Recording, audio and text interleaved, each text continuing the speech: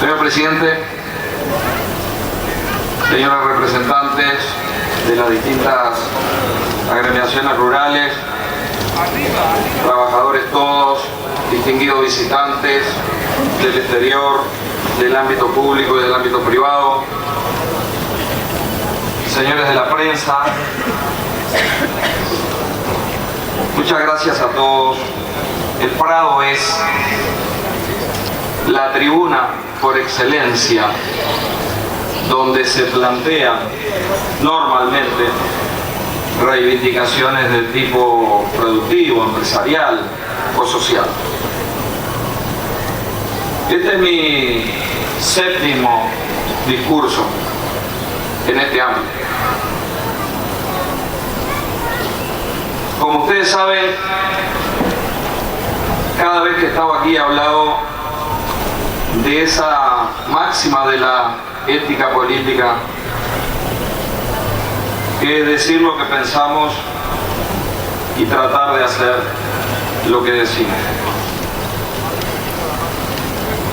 Desafiando desde este rol permanentemente el conflicto de Weber entre la ética de las convicciones y la ética de las responsabilidades, que los cargos de acción pública permanentemente están en conflicto cuando los roles de la actividad pública, sea esta gremial o de gobierno, no se enfrentan al desafío de construir diariamente la coherencia, pero la coherencia con justicia, con proyecto, con visión y sobre todo con posicionamiento estratégico cuando nos toca ser un país que vive básicamente de actividades que, como bien dijo el señor presidente de la Asociación Rural, están asociadas al uso intensivo de recursos naturales,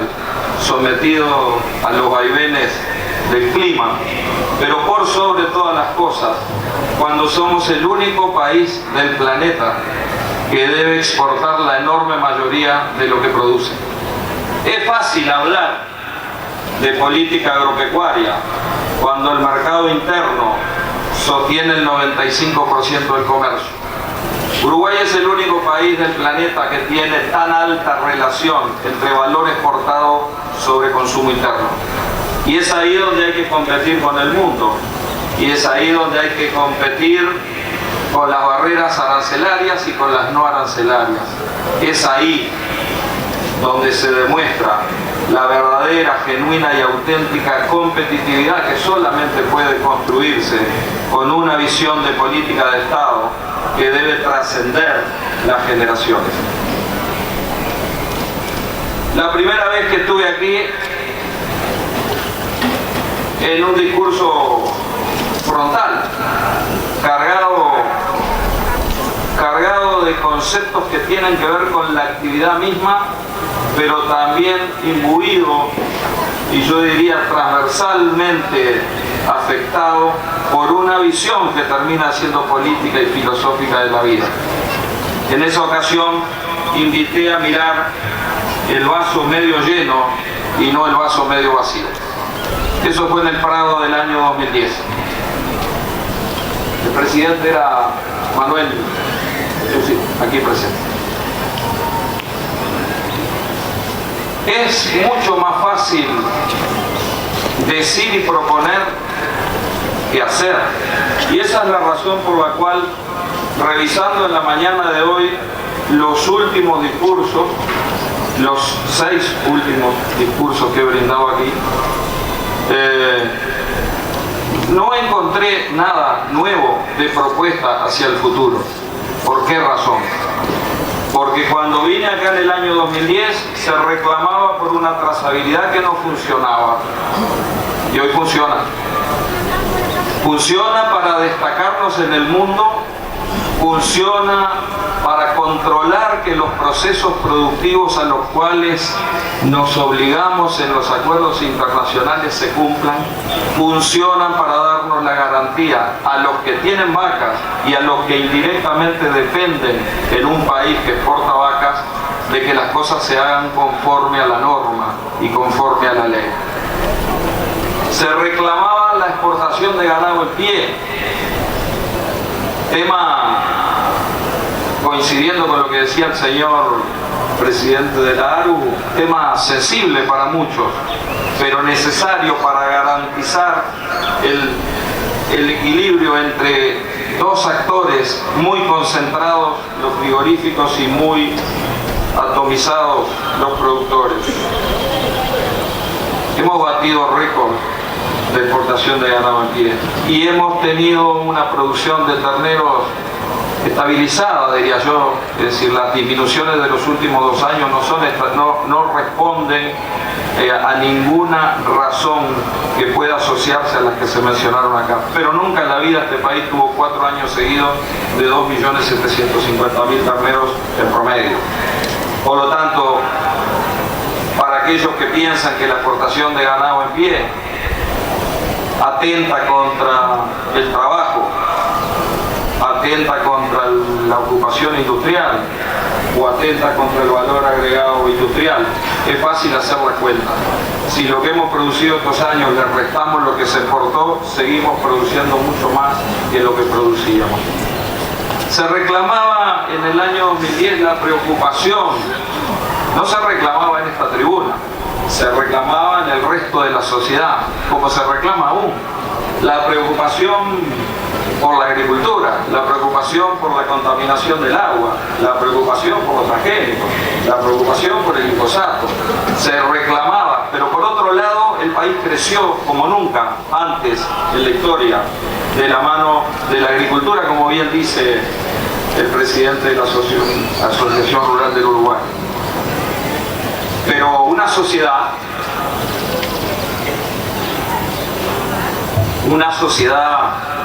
organizada y armónica, ajustada a derecho, debe darse normas modernas que le den garantías no solamente a aquellos que están en la actividad productiva, sino que también atienda los reclamos y las inquietudes de gente que, sin estar en la zona productiva o en las áreas productivas, se preocupa por el ambiente. Me he cansado de decir agro con ambiente y no agro contra ambiente. 2 años después el Uruguay se transformó en el único país del mundo en tener un plan de regulación de uso de suelos, política apoyada desde el inicio por los más amplios sectores de la producción, entendiendo claramente que sostenibilidad y productividad van de la mano, en el corto, en el mediano, pero también en el largo plazo. El Uruguay de la inserción internacional, el Uruguay de la inserción internacional de sus productos agropecuarios, es aquel que debe inteligentemente combinar 3 estrategias. Primero, el acceso sanitario. Uruguay tiene el récord de accesos sanitarios del mundo.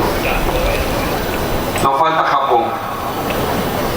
El miércoles que viene una delegación muy importante de Japón, con intereses de invertir. Presumo yo que debemos estar muy cerca ya de la habilitación final del comercio, del mercado de Japón. No nos quedan mercados por conquistar. Las barreras pararancelarias, como la de lactosa o el ser un país que vacuna, las hemos enfrentado con la decisión de llevar adelante el compartimento de bioseguridad diferencial, en un emprendimiento que es de articulación institucional. Es un emprendimiento del sur, de la Asociación Rural, del Ministerio, de INEA y del INAC. Es un emprendimiento que ha tenido un liderazgo institucional desde el Ministerio de Ganadería, Agricultura y Pesca, y que lo ha puesto en uno de los temas principales de la agenda económica con los Estados Unidos. Estamos confiados de que próximamente habremos habilitado definitivamente ese mercado tan importante para tantos productores, tan importante para poder volver a tener, si quieren una meta, 1 ovino por hectárea. Y por esas razones que el año pasado en esta tribuna comprometimos una profunda reforma en la ley de abigeato, que se logró. Falta resolver el problema del abigeato, que no se arregla exclusivamente con la ley. El discurso del presidente de la inserción internacional por la vía arancelaria. Es cierto que el Uruguay, tal vez mirado con el diario del lunes, ha perdido algunas opciones de negociación internacional con otros bloques. Lo que hay que preguntarse es si los otros bloques están interesados en negociar con el Uruguay individualmente. Es cierto que la política arancelaria restringe. Nos acercamos al Pacífico, pero permítame comentarles algo. El TPP, Acuerdo Transpacífico, no incluye a China ni a Corea. Por lo tanto, además de hablar del TPP, debemos hablar de un acuerdo con China y con Corea. Pero aún logrando el acuerdo, permítanme que le cuente, Japón, ese mercado en que posiblemente accedamos próximamente, tiene un arancel para la carne de 38%. Y suscribió el TPP fijándose un periodo de desgravación arancelaria de 21 años. Tampoco podemos esperar 21 años. Y debemos apelar a nuestras ventajas competitivas de diferenciación. Hace 3 años atrás, dije en este mismo lugar, el Uruguay era el único país que tenía la cantidad de información asociada al proceso productivo de su carne como para poder transformarlo en un valor agregado, buscando a aquellos consumidores que quisieran información asociada al producto. Nadie es profeta en su tierra.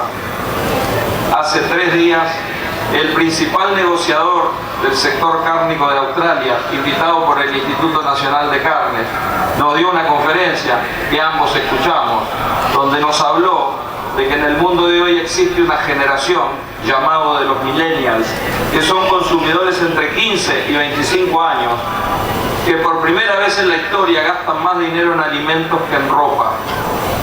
Y quieren ver qué es lo que consumen. Y lo podrán ver con su teléfono inteligente en la medida que tengamos la capacidad de mirar para adelante. En la medida de que no veamos a la trazabilidad como un problema, sino como un instrumento de diferenciación. Porque eso también es competitividad. No puedo dejar pasar algunos comentarios que hizo mi amigo Rey. En primer lugar, porque lo que faltó decir, y yo sé que fue una omisión no deliberada, es entender y reconocer el crecimiento que el Uruguay tuvo en los últimos 7 años, hasta hace 1 año y medio, de la mano de la demanda de los mercados internacionales y de los precios internacionales. Desde esta tribuna, ¿qué es lo que tienen que sentir el resto de los uruguayos que no está directamente vinculado a la actividad agropecuaria? ¿Qué se están preguntando a partir del discurso del ingeniero Reyes? ¿Tenemos entonces futuro con el agro? ¿Tenemos entonces futuro con una actividad basada en actividades agropecuarias o agroindustriales? Permítame decirle como ministro de Agricultura que sí. Tenemos la oportunidad en un mundo de 9.000 millones de habitantes. Tenemos la oportunidad en un Pacífico que crece y demanda, pero no con la lógica de la cantidad. Necesariamente debemos abordar el desafío de la lógica de la calidad. La calidad con distintos atributos de diferenciación es lo que tenemos que construir entre todos. Hemos aceptado en reiteradas oportunidades nuestros desafíos en materia de infraestructura. Vaya, si hemos analizado de qué forma nos limita. Pero también es cierto que hemos multiplicado por 4 en los últimos 10 años el volumen de producción.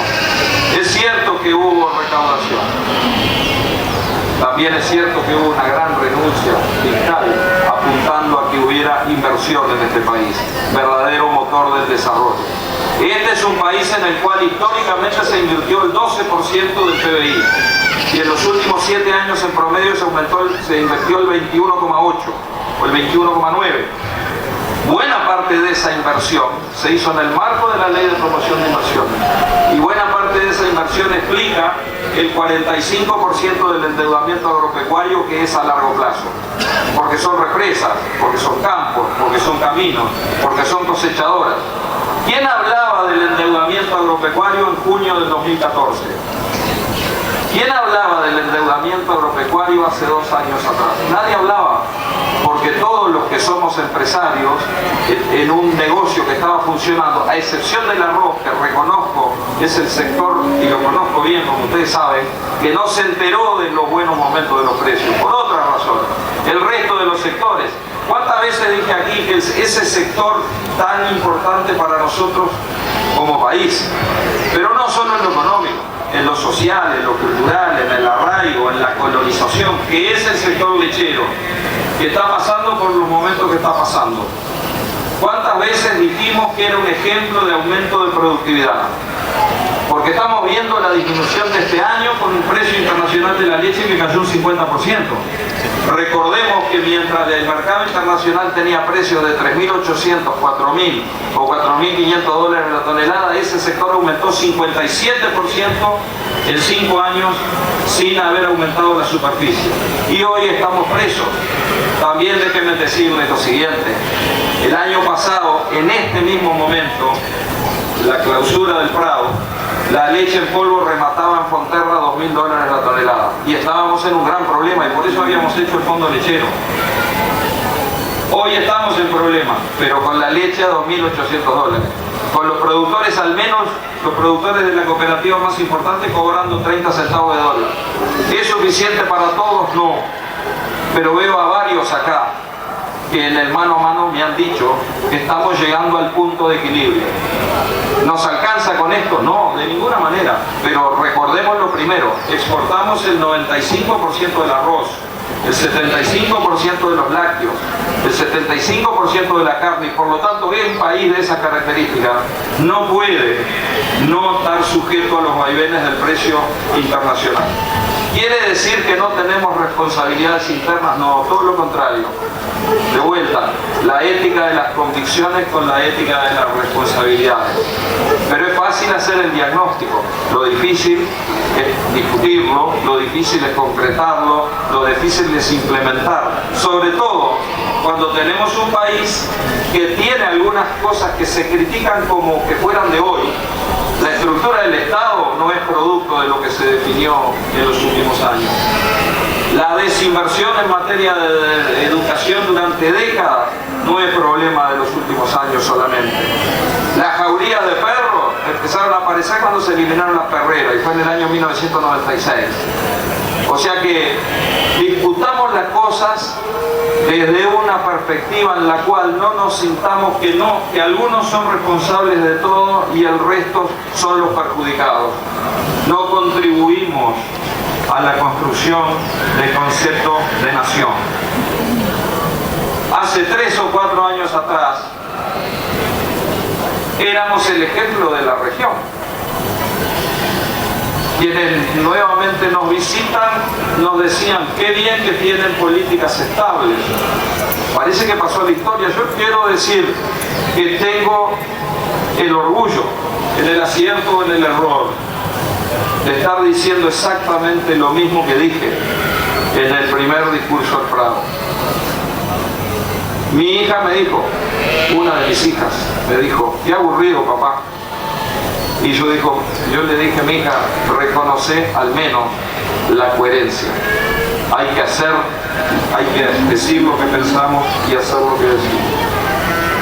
Se habló de muchas cosas que son demandas del sector, pero que están planteadas como una demanda al país. Algunas de las cosas que se plantearon hoy aquí no requieren gestión de gobierno, requieren visión de un país que tenga una estructura organizacional diferente. Aprovechemos, tal vez, ojalá podamos aprovechar los vientos de inversiones en un momento donde nadie invierte en la región, para tratar de readecuar esas inversiones en infraestructura de forma, o de utilizarlas de forma que tengan otro tipo de externalidades. Pero tampoco esto depende solamente de la administración. Presté una alusión que entiendo no es justa. Para muchos, y el reconocimiento, o por qué somos el país destacado en materia de regulación, en materia de recursos naturales. ¿Por qué las políticas del Uruguay son destacadas? ¿Eso es mérito del ministro Tabalaguerre? No, eso es la continuación de años y años. Lo he dicho hasta el cansancio. Este país no es el producto de una administración ni de dos, ni de un partido político o de otro. Finalmente, creo que se debe criticar, pero también se debe, creo que es justo, reconocer cuando las cosas se logran y sobre todo cuando la coherencia prima. Después del discurso del Prado, el mundo va a seguir girando. Tendremos que seguir trabajando, tendremos que seguir buscando los encuentros. Pasó el aplauso rápido y los 5 minutos de cámara. Los problemas de la lechería van a estar mañana, los problemas del arroz van a estar mañana, los problemas de la basura van a estar mañana, los problemas del abigeato van a estar mañana, y tendremos que seguir trabajando juntos para resolverlo. El gobierno, los productores, los empresarios, los trabajadores, en ese concepto de nación que tiene implícito la ética a la que hice referencia en 2 oportunidades. Digamos siempre lo que pensamos y tratemos de hacer lo que decimos desafiando a Weber. Transitemos por el camino de nuestros antepasados, políticos. El Uruguay moderno tuvo un impulso hace 100 años. Me he aburrido de inaugurar cosas que cumplieron hace 3 o 4 años, 100 años. José Valle de Ordóñez dijo: nuestra obra es para nosotros y para nuestros adversarios, para nuestros hijos y para los hijos de nuestros adversarios. Me he aburrido de inaugurar cosas hace 50 años. Tengo la satisfacción de estar concretando leyes que se propusieron en la CIDE hace 50 años, cuando Wilson Ferreira planteó el concepto de la comunidad espiritual. Y la frase de la ética política es del general Líber Seregni. Por lo tanto, quiero apelar a nuestros ancestros, líderes, en distintos momentos, en distintas circunstancias, en el liberalismo abierto de principios del siglo pasado, en el mundo cerrado del comercio de la década del 60 y en este mundo de hoy, el mundo de la generación del conocimiento, de la generación de la informática, en donde tenemos que encontrar el equilibrio entre quienes piensan que el Uruguay puede no tener agro y entre los que piensan que lo único importante en este país es el agro. Ese equilibrio lo tenemos que construir entre todos. Por favor, tengamos la capacidad de ver siempre el vaso medio lleno y no el medio vacío. Ese debe ser nuestro aporte. Muchas gracias.